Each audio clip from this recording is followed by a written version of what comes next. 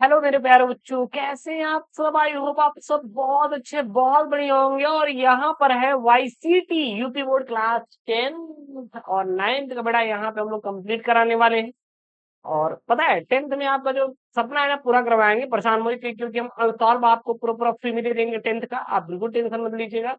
साथ ही साथ आपको पूरा सॉल्व बुक भी मिलेगी आपको, यहाँ पे पूरा टॉपिक हम लोग पढ़ाएंगे। तो प्लीज आप लोग यूपी बोर्ड से हैं तो चैनल को सब्सक्राइब करिए और अपने दोस्तों के साथ वीडियो शेयर करिए। सबसे पहले देखिए, हम लोग पढ़ाने से पहले पढ़ने से पहले हम लोग सिलेबस डिस्कशन कर लेते हैं कि आपका क्या रहने वाला है सिलेबस 10th का, और कैसे में पढ़ना है, क्या क्या करना है, कैसे तैयारी, वो सारा आपको हम दे देंगे, आप परेशान मत होना।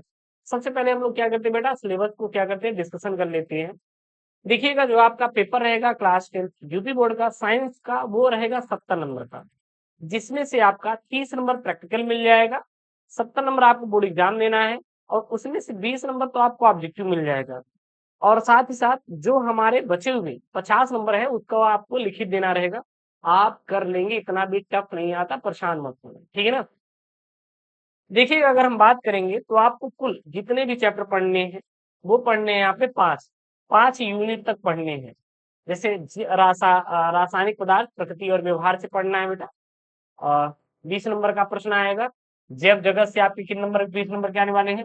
प्राकृतिक घटनाओं से आपके 12 नंबर के आएंगे। विद्युत का प्रभाव से आपके आने वाले 13 नंबर का।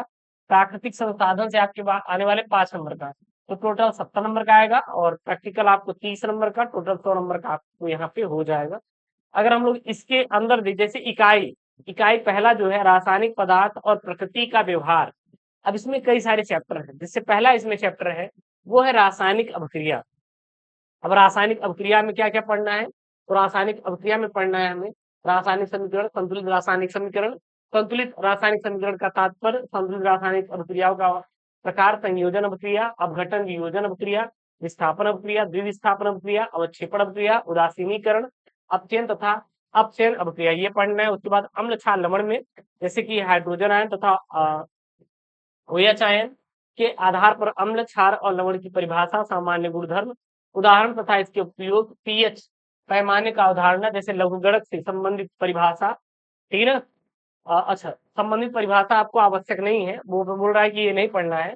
उसके बाद आपको बेटा पढ़ना है इसमें दैनिक जीवन में पीएच का महत्व, सोडियम हाइड्रोक्साइड, विलयन, बेकिंग सोडा, धामन सोडा, प्लास्टर ऑफ पेरिस का निर्माण विधि और उपयोग, जो कि मैं पढ़ा दूंगा। उसके बाद धातु और अधातु में धातु और अधातु गुणधर्म, आणिक यौगिकों का निर्माण, गुणधर्म, सक्रियता श्रेणी, धातु कर्म के आधारभूत विधियां, संक्षारण और उनका निवारण आपको बेटा पढ़ना है।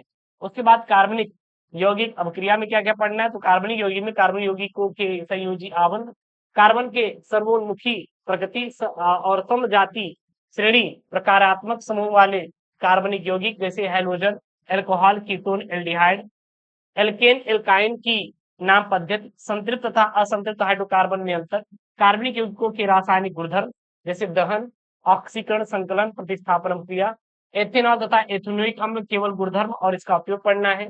साबुन और अपमार्जक में पढ़ना है बस। उसके बाद बेटा ये जैव जगत है, मतलब बायोलॉजी, ये केमिस्ट्री का है पूरा पूरा, ध्यान देना बेटा। ये केमिस्ट्री का सेगमेंट है, मैं आपको पूरा पूरा पढ़ा दूंगा, परेशान मत होना। टॉपिक वाइज कर लेंगे, इंपॉर्टेंट कर लेंगे, इंपॉर्टेंट मॉडल पेपर सब कुछ कर लेंगे। उसके बाद बेटा जैव जगत में पढ़ना है। जैव जगत जो रहेगा आपका, ये रहने वाला है यहाँ पे 20 नंबर का, आपका बायोलॉजी क्लास 10 का होने वाला है, ठीक है ना। जैव प्रक्रम, इसमें देखिए कौन कौन से चैप्टर है, जैव प्रक्रम, और यहाँ पे है अगला है जंतुओं और पौधों में नियंत्रण एवं समन्वय पढ़ना है, फिर प्रजनन के बारे में पढ़ना है, और अनुवांशिकता, ये पढ़ने की हमें जरूरत है बस। इसमें 4 चैप्टर पढ़ना है। जैव प्रक्रम में जैसे सजीव, पौधे और जंतु में पोषण, श्वसन, परिवहन और उत्सर्जन की मूलभूत अवधारणा पढ़ना है। जंतुओं और पौधों में नियंत्रण और समन्वय में क्या क्या पढ़ना है, तो पौधों में दिशिक गति, पादप हार्मोन्स का परिचय, जंतुओं में नियंत्रण और समन्वय, तंत्रिका तंत्र, ऐच्छिक पेशियां और अनैच्छिक पेशियां, प्रतिवर्ती क्रिया और रासायनिक समन्वय, और जंतुओं में हार्मोन पढ़ना है। उसके बाद बेटा प्रजनन में जंतुओं और पौधों में प्रजनन, जैसे लैंगिक और अलैंगिक प्रजनन, स्वास्थ्य, आवश्यकताएं तथा परिवार नियोजन की विधियां, असुरक्षित यौन और HIV एड्स, प्रसूति एवं जन स्वास्थ्य में पढ़ना है बस। इतना मोर देन सफिशियंट है। उसके बाद अनुमानसिकता में बेटा क्या क्या पढ़ना है, अनुमानसिकता में पढ़ना है मेंडल का योगदान, लक्षणों की वंशागति के नियम, लिंग निर्धारण, जो कि संक्षिप्त मतलब छोटा सा शॉर्ट में परिचय पढ़ना है। उसके बाद आपका फिजिक्स, फिजिक्स जो रहेगा बेटा, फिजिक्स आपका ज्यादा नहीं आने वाला है, फिजिक्स आपका जो आएगा वो केवल बेटा आने वाला है आपका 12 नंबर का। सबसे ज्यादा इंपॉर्टेंट दो ही चीज है। अगर क्लास 10th में देखेंगे सबसे इंपॉर्टेंट आपका केमिस्ट्री बायोलॉजी है। फिजिक्स बहुत कम इंपॉर्टेंट है जो कि 12 नंबर का आता है, आप यहाँ पे देख सकते हैं 12 नंबर, सॉरी सॉरी 12 भी ज्यादा आता है, ये 25 नंबर का आता है फिजिक्स। यहाँ पे है प्राकृतिक घटनाएं जैसे कि वक्र पृष्ठ द्वारा प्रकाश का परावर्तन, गोली दर्पण द्वारा प्रतिबिंब बनना, वक्रता केंद्र, मुख्य अक्ष और मुख्य फोकस, फोकस दूरी, दर्पण सूत्र, निगमन आवश्यक नहीं है, आवर्धन क्षमता पढ़ना है।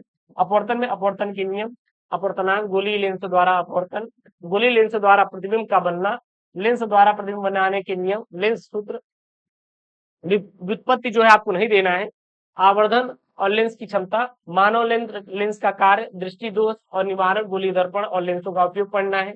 उसके बाद प्रिज्म द्वारा प्रकाश का अपवर्तन, प्रकाश का विक्षेपण, प्रकाश का प्रकीर्णन, दैनिक जीवन में अनुप्रयोग पढ़ना है। और फिर यहाँ पे विद्युत का प्रभाव पढ़ना है जो कि 13 नंबर का आएगा। विद्युत के प्रभाव में बेटा क्या क्या पढ़ना है, विद्युत धारा, विभवांतर, विद्युत धारा, ओम का नियम, प्रतिरोध, प्रतिरोधकता कारक, जिन पर किसी चालक का प्रतिरोध निर्भर करता है, प्रतिरोध अप्रतिरोधों का संयोजन, श्रेणी क्रम, समांतर का पढ़ना है। दैनिक जीवन में इसका उपयोग, विद्युत धारा का औसमी प्रभाव और दैनिक जीवन में उपयोग, और विद्युत शक्ति टी बी आई तथा आर में आपको संबंध पढ़ना है। उसके बाद विद्युत धारा का चुंबकीय प्रभाव में क्या क्या पढ़ना है बेटा, तो चुंबकीय क्षेत्र, क्षेत्र रेखाएं किसी विद्युत धारावाही चालक के कारण चुंबकीय क्षेत्र, परिनालिका में प्रवाहित विद्युत धारा के कारण चुंबकीय क्षेत्र, चुंबकीय क्षेत्र में किसी विद्युत धारावाही चालक का बल, फ्लेमिंग का बाएं हाथ का नियम, घरेलू विद्युत परिपथ हमें पढ़ना है। उसके बाद बेटा प्रकृति संसाधन हमारा आएगा जिसमें हमारा पर्यावरण है, मतलब कि आपका पर्यावरण संबंधित है, मैं पढ़ा दूंगा 160 में, परेशान मत होना।